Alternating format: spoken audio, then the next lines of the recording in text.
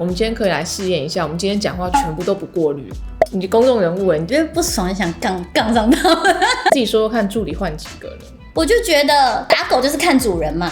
我就在车上跟我助理说，我跟你讲，我以后一定会成功，不会让人家欺负。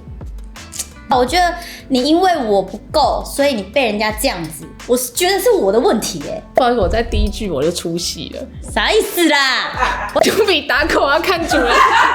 但是它只是成语使用不当，跟一些俗语的使用方式有问题而已。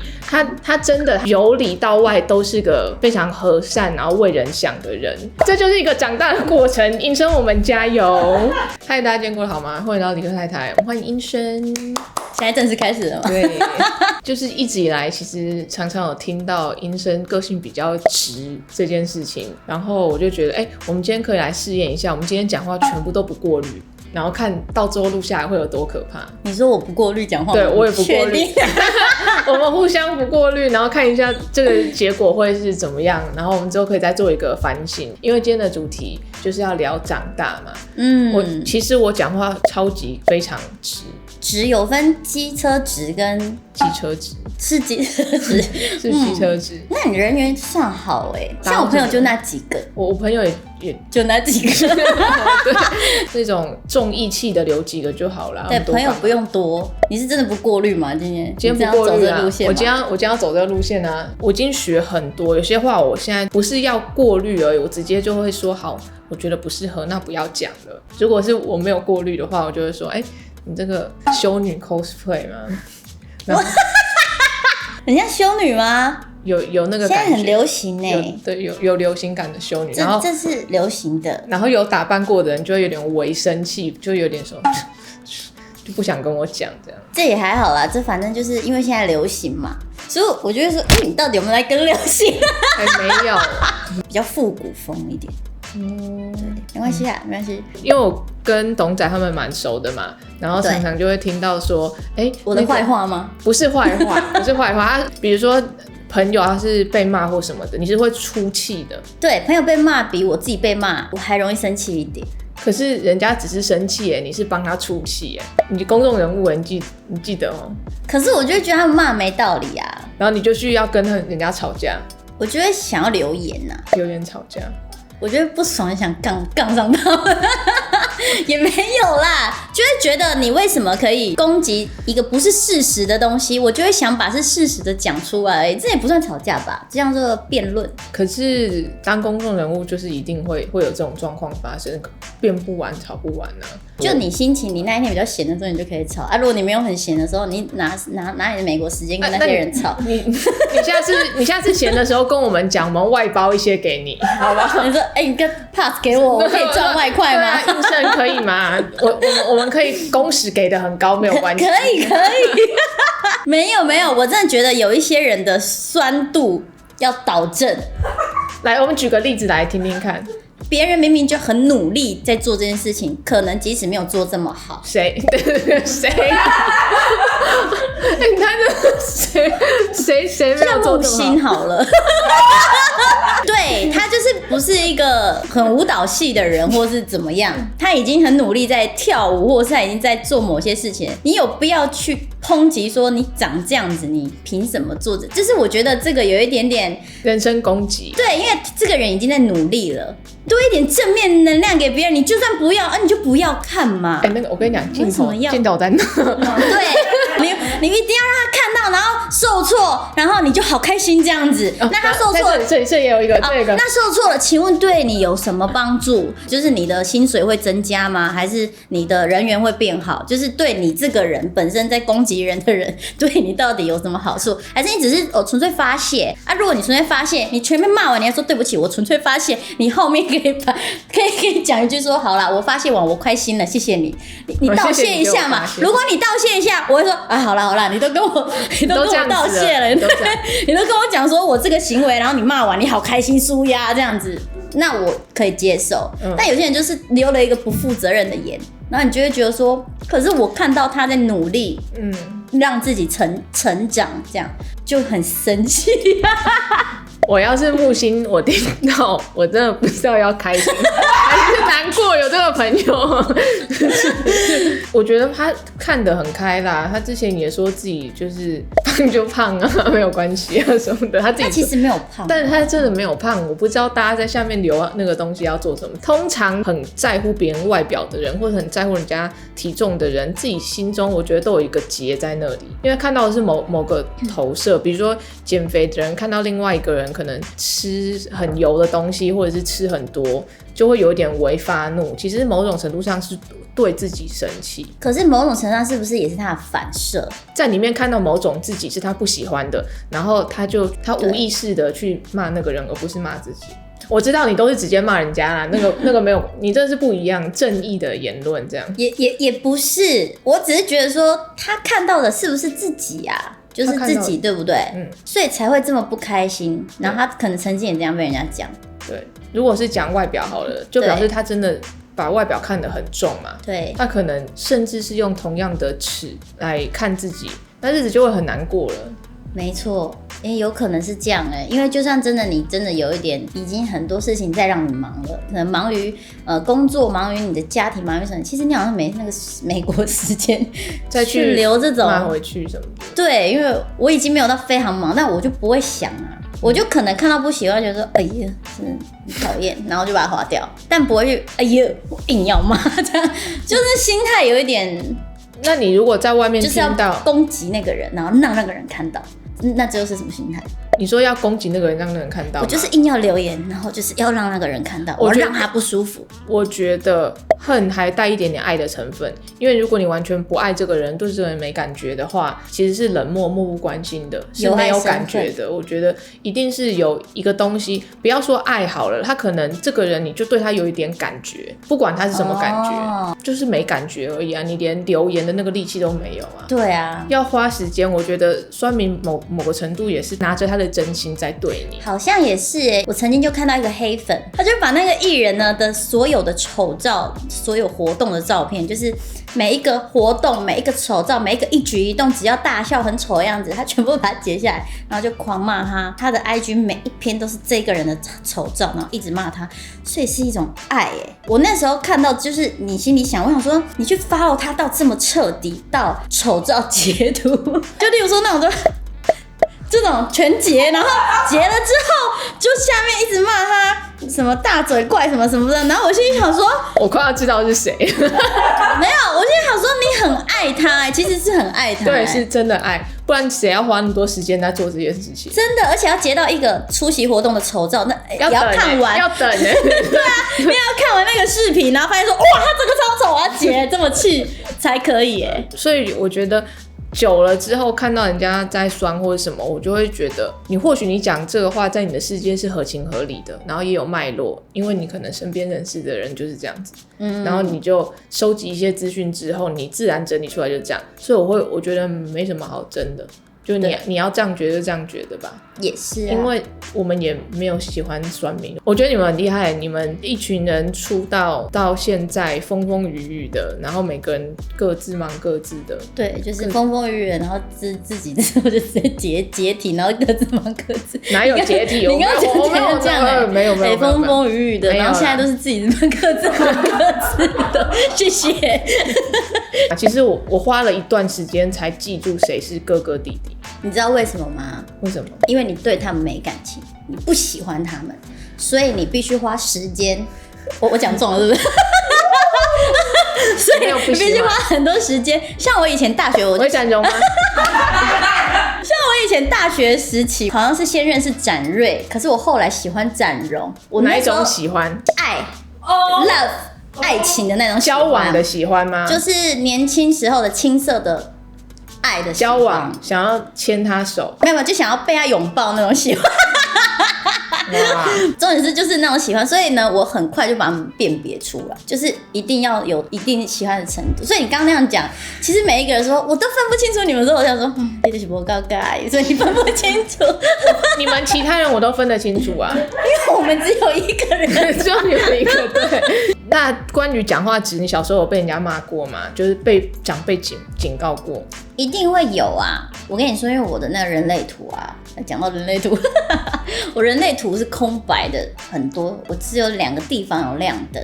大家可能不晓得人类图，人类图就是你这个人的，例如像手机的原厂设定，所以我那时候就发现我有很多空白，表示其实我很多时候都是接受外来给我的东西，我去吸收，我自己没有一个特别的定义去定义这件事情。就是我们比较不会委婉的表达一件事情，我觉得。对啊，就想到什么，然后我就会讲，但我不晓得这句话，原来你听了会觉得我可能是在攻击你。比如说刚刚那个木星的案例，明明他是出自于关心，但他就说对，但是他跳舞也跳得不怎么样啊，跳得不好啊。我把就是事实先拿出来，但当然他现在跳的蛮好的，我说真的，跳的比我还好，他记舞步记得比我快。但是以前的他真的是最慢的，所以我看到他进步嘛，才会生气嘛，就会看到说啊，每一个人在寻求自己进步的过程，一定有一个不好看的时候，你要在这个时候打击他，然后让他跌下来，哇，那你心底有够坏。那你说说看，你有被长辈或者是朋友讲过你讲话太直，然后你心里有稍微有点难过，就是可能你不是这个意思，这样吗？听到会难过，但是难过之后，我这个人又很容易吸收，然后我就去改进这样。你有改进哦？我有啊，你不觉得我讲话蛮改进的吗？我其实有有哦。我那以前到底多可怕？你的可怕到底是什么定义？例如说，我觉得现在眼线画的不好，我不可以讲，是不是？就例如说，你说跟人家讲，对，例如说化妆师帮我画，我就说，可是我不喜欢这个，我想要再怎样一点，这样很直吗？因为是你的脸，所以是还好，对吧？可是如果是别人的脸的话，可能有点不方便。别人的脸，我好像不在乎。小时候好像会耶，你脸上有一个那个什么东西，脏脏的。你这样好丑哦，这样，会耶，小时候会耶，但不是故意要攻击他。长大我才知道说，我妈妈就有跟我说，开自己玩笑，你不要开别人玩笑。可是你不是在开玩笑，你只是在讲一件你眼睛看到的事情。其实是，但是因为我是用开玩笑的方式讲啊，我就想说他这样好像比较不会受伤，但好像还是会受伤，所以我妈讲的时候，我才知道说，那我以后就开自己玩笑就好。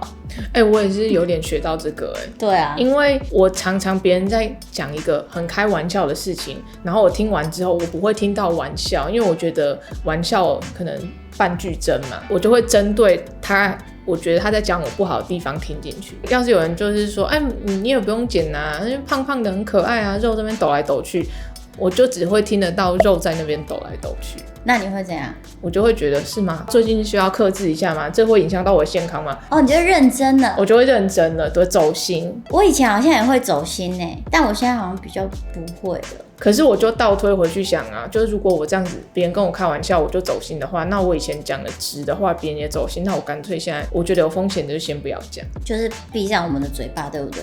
我觉得就是每次在。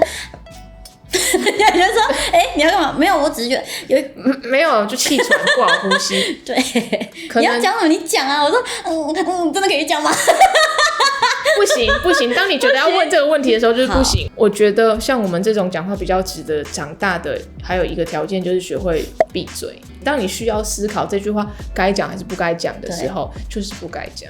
我妈有说过，她说你在外面就是闭上嘴巴，多做事，少说话。我想说，好吧。你的求职过程是不是很顺利，所以才没有因为这个特质有一些什么打击？基本上如果是求职，一般服务业算是顺利，因为我比较活泼，他们喜欢活泼的服务员。就是会比较用笑声去填满，不会，就是讲话比较不会这么小声这样，就说你好，我是，然后我来应征什么，就是比较敢讲的人，所以我如果是那种应征服务业的话，通常都蛮顺利的。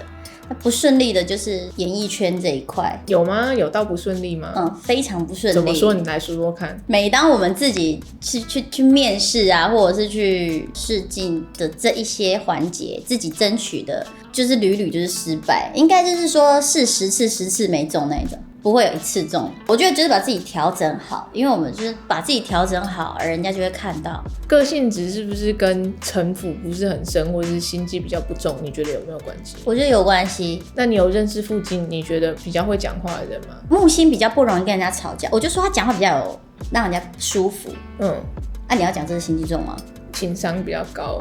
对啊，就不代表他心机重啊。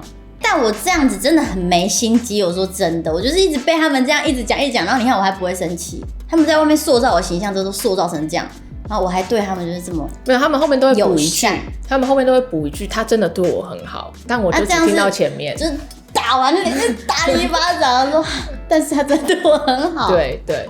没有，就是大家就只会觉得你是一个比较直，然后很有义气，帮朋友出气的人，就这样子而已啊。其实他不是什么坏的形象。我妈就会说，你这种就是要出社会，给人家磨过之后就个性就会变好。可以用尬洗姐，对，被人家教。对，但殊不知，其实出了社会之后，大家好像对我们这种人也是不知道为什么就能容忍。他知道你的直不是恶意攻击、人身攻击，而是你真的把头脑。可是你在工作中不是也是直到爆吗？自己说说看，助理换几个了？因为我觉得我给我自己心理压力很大，我就说你怎么这件事又忘了？你怎么这个可以一直忘？就是我为什么要一直讲？我已经上台够容易紧张了，我还要担心你那个你耳机有帮我拿了吗？还没帮我拿，这时候要拿耳机，我还要提醒他的。你没有看到人家帮我装吗？你就要帮我拿耳机嘛？就是一些很平常的琐碎的事情。就是我上台了，我已经还要想我等一下上面的词，我等一下表现什么之类的。我的助理如果不好好 support 我，还要我来 support 你来 support 我的时候，我就觉得哇。谢谢再联络。有激动，气蛮强的，不愧是歌手。是因为每一个人都觉得是我的问题，但我的问题最大的问题就是我真的教太多，我太像妈妈了。谁会想换那么多助理？谁会想一个明明好好可以待在你身边帮你的人，然后他这么好，我为什么要对他不好？我觉得你比较吃亏一点啊，就是你可能最后爆的时候比较大，那大家都不会记得整段，大家只会记得一个比较有印象的，所以大家就只记得。你说谁他小爆这样，你可能真的是啊，那一飞看这样，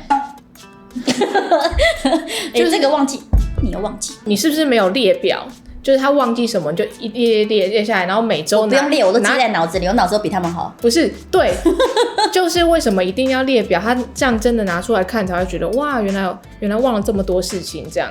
还是我跟你讲，那你从第一天脸就要臭了。这倒是真的。我有一个助理是第一个，就是董仔之后的有一个助理，因为那时候我很不想接受别人带我，因为我知道我的个性很容易被误会，很容易被穿。他这样耍大牌，他这样子，但是殊不知我只是为了东西好，所以我想要把它讲清楚一点。对啊，你觉得这个会更好，你可以跟我讨论啊，你有必要就是默默自己吃了，然后说什么这要求那么多什么之类，我就很讨厌这样子。我只是觉得说，哦，这个东西好，例如说这在我脸上，我觉得这样比较好。